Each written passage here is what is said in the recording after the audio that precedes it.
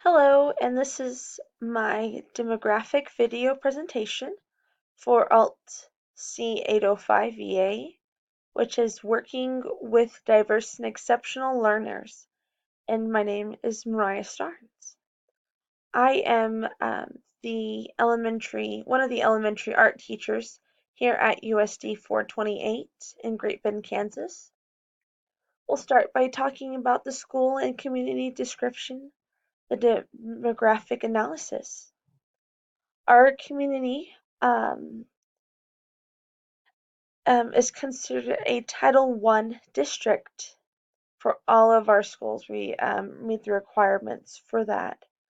We have 5 public elementary schools and 2 private religious elementary schools. Now, all 7 elementary schools funnel into our 1 middle school that houses 7th through 8th grade, and then everyone from the middle school will funnel into our 1 high school, which is 9th through 12th grade. In our town, we also have the Barton County Community Services. Now, these are the services that we have people that go out to the small rural communities in our county for students with either special needs or who have social emotional that need social emotional help. We provide those services. In the outskirts of our town, we also have the Barton County Community College that a lot of our students come to, and we also have students from out of the country as well. Our city is a very small city. We're right in the middle of Kansas, and so all of the smaller towns come to Great Bend to do their shopping or um, to do things that they wouldn't be able to do in their town. Our community also has a lot of farming people. We're also part of the oil industry, and we have factories that also pull in people for work. The school demographics for the school that I will be talking about today um, is Riley Elementary. This is our most diverse elementary school that we have in our district. It is a Title I school, as all of them are. The minorities are the majority here. So we have a lot of Hispanic students in this one specific school due to the location. It also houses our at-risk pre-K. Is the only elementary school or public elementary school that houses a pre-K. We have Washington Elementary, which also houses pre-K, but there is a tuition and it is for children that have special needs. And Riley Elementary also houses the therapeutic learning classroom, which is for students who have behavioral problems where they can hurt themselves or hurt others. So their task is to teach these students how to develop coping skills and be able to go out into the regular gen ed class compared to being in their small class where there are safe rooms and more one-on-one for their needs. So the school organization and climate.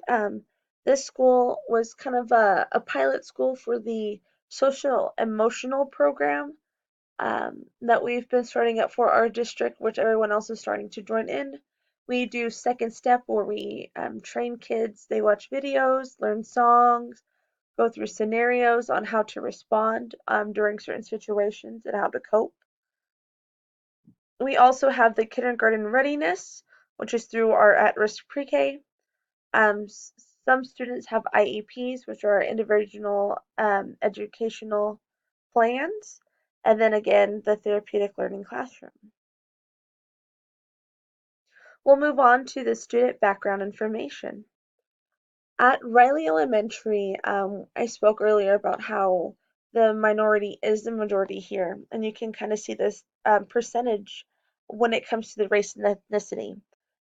Topping off at 81.2% 30% are Hispanic students. Next is 17.28% with Caucasian or white students. We have 0.57% African American, and then 0.85% um, identified as other. Also, with the home language, we had higher numbers than some of the other schools in the area.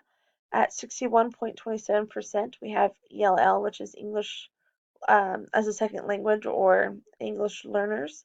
And then we have 38.73, which are non-ELL. So this is a predominantly English household. Socioeconomic status. This is a very high percentage for this school, and it kind of also ties in why we are a Title I district, and specifically this school needs a lot of help. We have 93.20% economically disadvantaged students. So a lot of these kids, they have for the free or reduced lunch. We have programs where students who may not have meals during the weekends, or we send backpacks home with snacks and food so they might have something at home because the only meal they really get are breakfast and lunch at school, or clothes, or just things that we know that a family might be hurting or needing that we are able to try to help with. And then we only have 6.80% who are non-economically disadvantaged.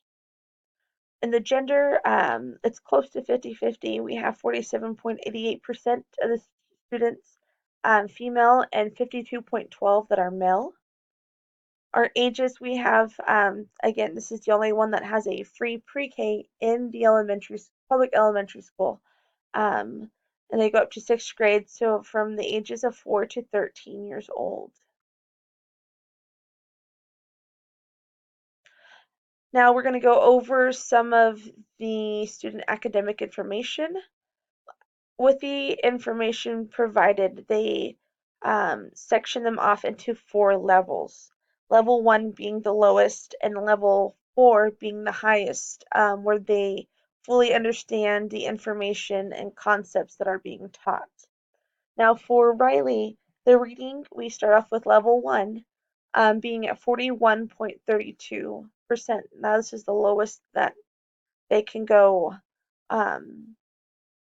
Level 2, they're at 39.6%. Not quite there yet. Level 3, they might understand a few concepts and are pretty average at 17.32%. And then level 4, they have a very small percent that are prepared for the next grade at 2.97%. Similar statistics for math. Level 1, 31.95%. Level 2, 44.32%. Level 3, 18.55%. And then level 4 at a lower rate of 5.15%. And these were all for the year of last year for 2018. We'll move on to science. Similar as well. Level 1, 47.05%. Level 2, 31.37%. Level 3, 19.6%. Level 4, 1.96%. Social studies, level 1 is 10.86%. Level 2 is 60.86%. Level 3, 28.26%. And then level 4, 0. So we have less students in level 1 for social studies. And some of them are improving or about average, but none really above and beyond in level 4. Some educational options. We have educational placements, so we have students who might be struggling due to either a disability, like learning disability, or a traumatic event. So we try to have an individual learning plan or IEPs. We also can provide paraprofessionals to kind of help them a little more one-on-one besides the teacher aide and the teacher, so they're not falling behind and they have someone to kind of lean on for help. Learning accommodations, we've talked about the therapeutic learning classroom, where they're learning coping skills to rejoin being in a regular gen ed classroom. We have special education. We have teachers' aides and paras under that as well. And then we have our at-risk pre-K to help those students um, kind of catch up by the time for when they get into kindergarten and move on up from there.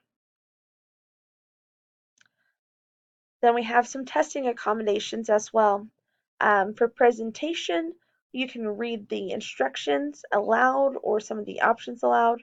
Repeating directions, sometimes students need little pieces at a time. Extra time, or even breaks in between um, testing. And then locations. They might not be able to sit in a regular classroom for a test. There might be too much distractions, too many people, anxiety levels can go up. So being in a smaller group who are getting the same directions might help, or even just moving into a smaller classroom or a different classroom that might have less distractions or less people as well. And for the reflection, I feel the role of a teacher performs has increased to meet the demands of such a diverse group that we've discussed about today in our classrooms today. So this is definitely an eye-opener. You have to meet the students where they're at. That way they are able to succeed. So thank you for watching my video, and I hope you have a good rest of your day.